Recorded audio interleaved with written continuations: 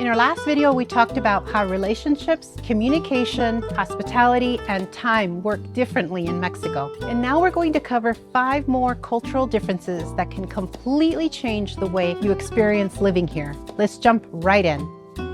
The next difference is family. Family plays a central role in Mexican culture. And we're not just talking about parents and children, grandparents, aunts and uncles, cousins, in-laws, godparents. The extended family is often a much bigger part of everyday life. Because of that, family responsibilities often influence people's schedules, decisions, and priorities. Weekends might revolve around family gatherings. Someone may leave for work to help a parent or change their plans because a relative needs them. In many cases, family even comes before work. We recently had an employee resign because there was something she needed to help her parents with back home. For her, being there for her family was simply the higher priority. At first, it might seem surprising if you're used to work taking the priority. For her, it made perfect sense. If you come from a culture where independence and personal schedules are emphasized, that can sometimes be surprising. You may wonder, why would they cancel our plans for that? But from another perspective, they're simply doing what many people would consider an important family responsibility. Neither approach is right or wrong. There's simply different ways of looking at what comes first. So the skill here is learning to recognize how important family obligations can be. When someone says they need to help their mother attend a family event or take care of a relative, they're often not making an excuse. They're expressing a priority that's deeply rooted in the culture.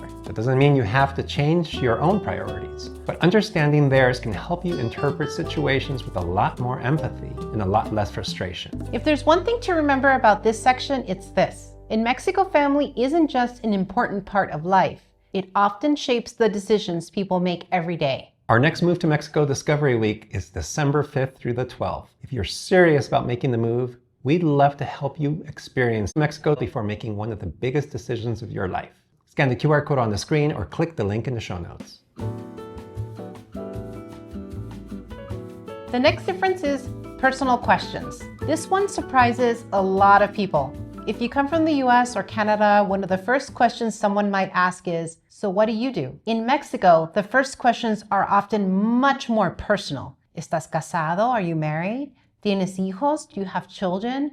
Or even, ¿y ustedes por qué no tienen hijos? So why don't you have children? And interestingly, what you do for a living may not even come up until much later, if at all. It's just not important. It's not important what you do. It's more important to get to know the person. Yeah. If you're not used to that, your first reaction might be, oh, that's really personal. But many times people aren't trying to invade your privacy. They're just trying to get to know you better. From their perspective, these questions help them understand your family, your life, and your story. So the skill here is learning to separate the question from the intention. The question may feel very personal, but the intention is often to build a connection, not to make you uncomfortable. Of course, you never have to answer anything you don't want to answer. It's perfectly okay to smile and say, prefiero no decir, I'd rather not say, or simply change the subject. But if you understand that the question usually comes from curiosity rather than judgment, it's much easier not to take it personally. If there's one thing to remember from this section, it's this. The same question can have a very different intention. What feels intrusive to one culture may simply be another culture's way of getting to know you. We'd love to host you at our boutique bed and breakfast, Antigua Capilla.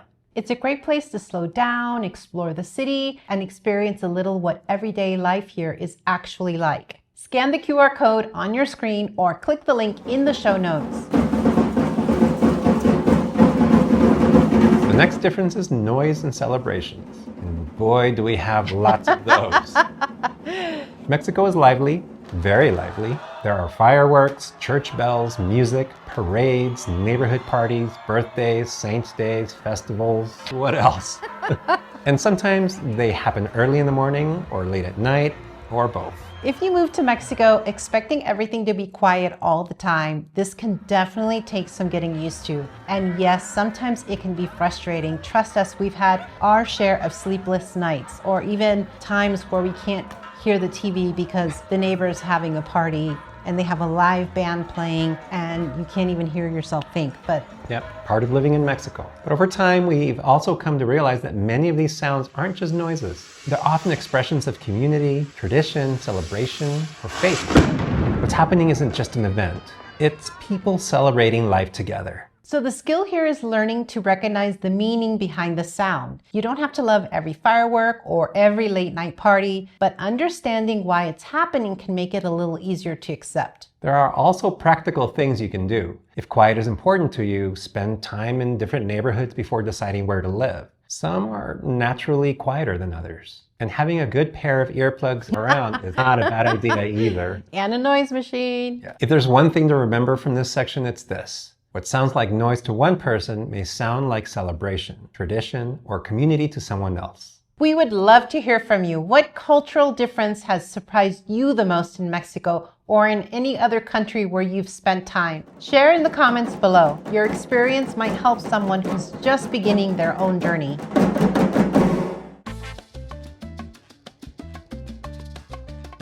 The next difference is rules versus relationships. If you come from the US or Canada, you may be used to thinking that if a rule exists, it will be applied the same way every time. I am an extreme rule follower. I am guilty. In Mexico, the rules are still important, but sometimes how they're applied can depend on the situation, the context, or the person you're talking to. That can be confusing at first. You might get one answer from one person and a different answer from someone else. From the outside, that can feel inconsistent. But many times people are genuinely trying to help you find a solution within the system. We've experienced this many times over the years. Someone tells us something can't be done, then we ask another person, and guess what? Suddenly someone knows another perfectly legitimate way to accomplish the same thing. This might be one of the very first differences that you encounter if you apply for Mexican residency. We see it all the time with people that we help. They'll be rejected at one consulate only to be accepted at another one without making a single change to their application. So the skill here is learning not to assume the first answer is always the final answer. That doesn't mean looking for shortcuts or trying to get around the rules. It simply means recognizing that there may be more than one way to navigate the process.